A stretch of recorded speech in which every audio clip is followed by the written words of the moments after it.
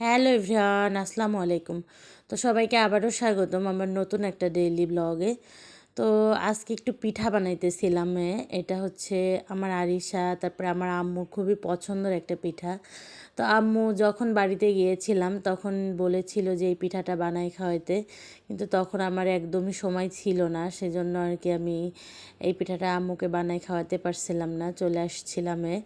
তো তারপরে হঠাৎ করে আরিশার বাবা আবার বাড়িতে যাবে একটা দরকারে, তা ভাবলাম যে আম্মুর জন্য তাহলে এই পিঠাগুলো বানাই দিই, তাহলে আম্মুকে দিয়ে আসতে পারবে, সবাই খেতে পারবে। তো আরিশাকে ঘুমাই দিয়েছি, ঘুমাই দিয়ে আমি রাত 9টার সময় এই পিঠাগুলো বানাইতে বসছি। একা একাই আমি এতগুলো পিঠা বানাইছি।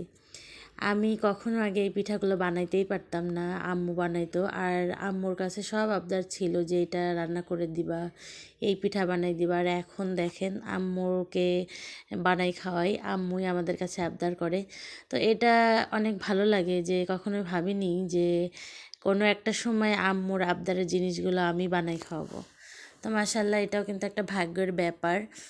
তো এই পিঠাটা হচ্ছে বানাইতে বানাইতে আমার রাত একদম 12:30 বেজে গেছিলো। আর এই যে আগে থেকে আমি গরুর দুধটা জাল করে রেখেছিলাম, তারপরে এই যে আস্তে আস্তে আমি রান্না করব। তো মাশাল্লাহ, আমি এই পিঠাটা বানাইতে পারি।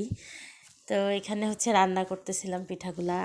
এই যে দুধের ভিতরে হচ্ছে পিঠা আর নারকেল দিয়েছি, দিয়ে একদম আলতোভাবে নেড়ে দিচ্ছি, যাতে করে আর কি এই পিঠাটা নিচে লেগে না যায় আর হচ্ছে গলে না যায়।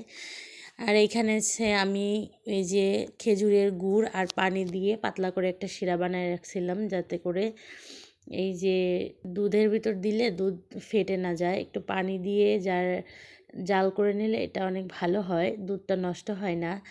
আর এই যে আলতো আলতো করে আমি নেড়ে দিচ্ছিলাম।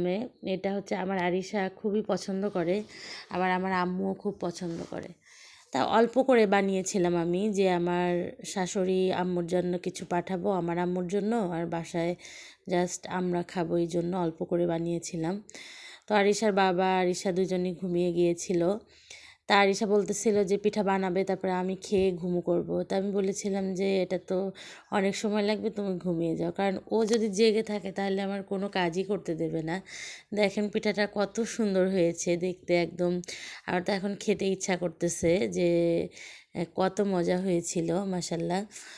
তো এইটা হচ্ছে আমার আব্বুরও খুবই পছন্দের একটা খাবার, তাই যে আমি অল্প করে রান্না করেছিলাম। আমার আম্মুর জন্য পাঠাবো, আমার শাশুড়ি মার জন্য পাঠাবো, আর আমরা বাসায় খাবো। এই যে রাত্রে একদম রেডি করে রেখেছি, সকালে হচ্ছে আরিশার বাবা বাড়িতে যাবে।